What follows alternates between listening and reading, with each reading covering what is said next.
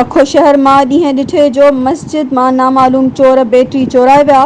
शहरनि में ताव पखिड़िजी वियो। उन ॾिस में शहर जे खुहारा पाड़े में वाक़िअ मोहम्मदी मस्जिद मां नामालूम चोर नमाज़ पढ़ण बहाने अची मस्जिद में पयल बैटरी चोराए वियो। अहिड़ी तरह नमाज़िन ऐं शहरनि में अफ़सोस सां गॾु ताव पखिड़िजी वियो।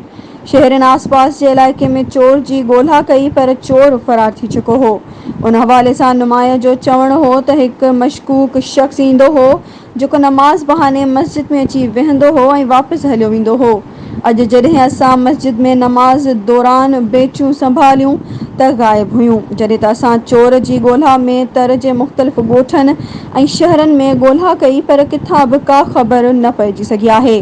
शहरनि वधीक SSP कंबर खां घुर कई त मस्जिदनि मां चोरी थियल बैटरी वापसि कराए चोरनि खे सोघो कयो वञे। पखो रिपोर्ट अब्दुल वहीद मियो।